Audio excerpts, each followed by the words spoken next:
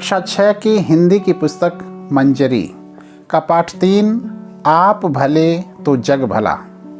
इसके लेखक हैं श्रीमन नारायण।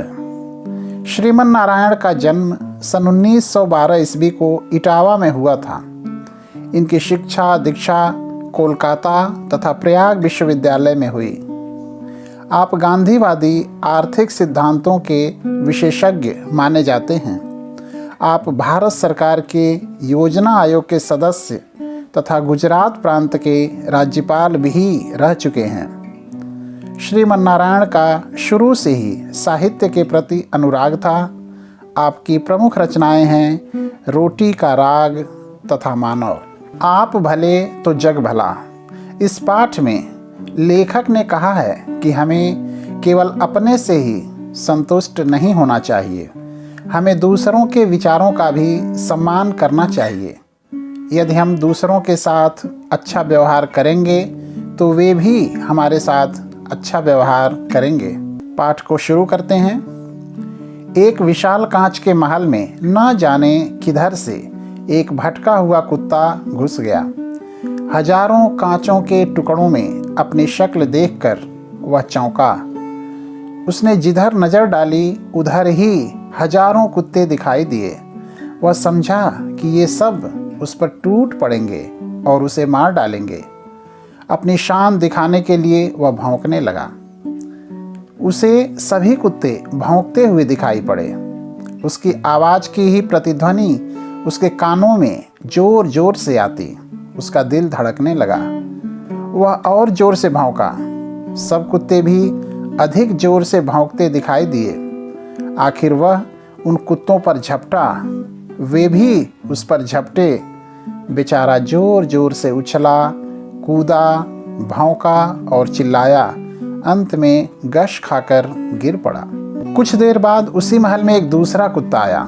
उसको भी हजारों कुत्ते दिखाई दिए। वह डरा नहीं, प्यार से उसने अपनी दुम हिलाई। सभी कुत्तों की दुम हिलती दिखाई दी। वह खूब खुश हुआ और कुत्तों की ओर अपनी पूंछ हिलाता बढ़ा। सभी कुत्ते उसकी ओर दुम हिलाते बढ़े। वह प्रसन्नता से उछला कूदा, अपनी ही छाया से खेला, खुश हुआ और फिर पूंछ हिलाता बाहर चला गया। जब मैं अपने एक मित्र को हमेशा परेशान, नाराज और चिड़चिड़ाते देखता हूँ तब इसी किस्से का स्मरण हो जाता है। मैं उनकी मिसाल भौंकने वाले कुत्ते से नहीं देना चाहता, यह तो बड़ी अशिष्टता होगी, पर इस कहानी से वे चाहें तो कुछ सबक जरूर सीख सकते हैं। दुनिया कांच के महल जैसी है, अपने स्वभाव की छाया ही उस पर पड़ती है। आप भले तो जग भला, आप बुरे तो जग बुरा। अगर आप प्रसन्नचित्त रहते हैं, दूसरों के दोषों को न देखकर उनके गुणों की ही ओर ध्यान देते हैं, तो दुनिया भी आपसे नम्रता और प्रेम का बर्ताव करेगी। अगर आप हमेशा लोगों के ऐबों की ओर देखते हैं, उन्हें अपना शत्रु समझते हैं और उनकी ओर भौंका करते हैं, तो फिर वे क्यों ना आपकी ओर गुस्से से दौड़ेंगे। अंग्रेजी में एक कहावत है कि अगर आप हंसेंगे तो दुनिया भी आपका साथ देगी, पर अगर आपको गुस्सा होना और रोना ही है तो दुनिया से दूर किसी जंगल में चले जाना ही हितकर होगा। अमेरिका के मशहूर नेता अब्राहम लिंकन से किसी ने एक बार पूछा, आपकी सफलता का सबसे बड़ा रहस्य क्या है? उन्होंने जरा देर सोचकर उत्तर दिया, मैं दूसरों की अनावश्यक नुक्ताचीनी कर उनका दिल नहीं दुखाता। मेरे मित्र की यही खास गलती है, वे दूसरों का दृष्टिकोण समझने की कोशिश नहीं करते। दूसरों के विचारों की, कामों की, भावनाओं की आलोचना करना ही अपना परम धर्म समझते हैं। उनका शायद यह ख्याल है कि ईश्वर ने उन्हें लोगों को सुधारने के लिए ही भेजा है, पर वे यह भूल जाते हैं कि शहद की एक बूंद ज़्यादा मक्खियों को आकर्षित करती है बजाय एक सेर जहर के। दुनिया में कौन पूर्ण है? हर एक में कुछ न कुछ त्रुटियां रहती हैं। प्रत्येक व्यक्ति से गलतियां होती हैं। फिर एक दूसरे को सुधारने की कोशिश करना अनुचित ही समझना चाहिए। जैसा ईसा ने कहा था, लोग दूसरों की आंखों का तिनका तो देखते हैं पर अपनी आंख के शहतीर को नहीं देखते। दूसरों को सीख देना तो बहुत आसान काम है, अपने ही आदर्शों पर स्वयं अमल करना कठिन है। अगर हम अपने को ही सुधारने का प्रयत्न करें और दूसरों के अवगुणों पर टीका टिप्पणी करना बंद कर दें तो हमारे मित्र जैसा हमारा हाल कभी नहीं होगा। इसी सिलसिले में एक बात और, आप तो दूसरों की नुक्ताचीनी नहीं करेंगे ऐसी उम्मीद है, पर दूसरे ही अगर आपकी नुक्ताचीनी करना न छोड़ें तो मेरे मित्र अपनी बुराई या आलोचना सुनकर आग बबूला हो जाते हैं, भले ही वह दुनिया की दिन भर बुराई करते रहें। पर आपके लिए तो ऐसे मौके पर दादू की पंक्तियां गुनगुना लेना बड़ा कारगर होगा। निंदक बाबा वीर हमारा, बिनही कौड़ी बहे बिचारा, आपन डूबे और को तारे, ऐसे प्रीतम पार उतारे। अगर सचमुच कुछ त्रुटियां हैं जिनकी ओर निंदक हमारा ध्यान खींचता है तो उन अवगुणों को दूर करना हम सभी का कर्तव्य हो जाता है। जिसने उनकी ओर ध्यान दिलाया उसका उपकार ही मानना चाहिए। एक दिन एक सज्जन से कुछ गलती हो गई। हमारे मित्र तुरंत बिगड़ कर बोले, देखिए महाशय, यह आपकी सरासर गलती है, आइंदा ऐसा करेंगे तो ठीक नहीं होगा।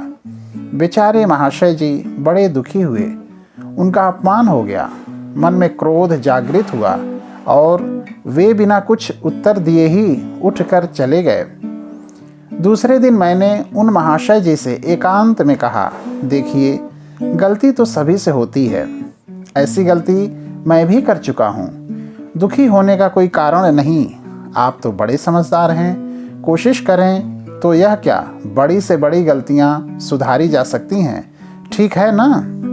उनकी आंखों से आंसू छलछलाए, बड़े प्रेम से बोले, जी हाँ, मैं अपनी गलती मानता हूँ, आगे भला मैं वही गलती क्यों करने लगा?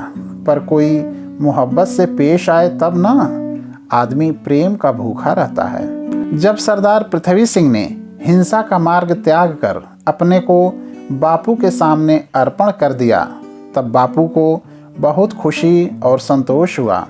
पर बापू जहाँ प्रेम और सहानुभूति की मूर्ति थे वहाँ बड़े परीक्षक भी थे।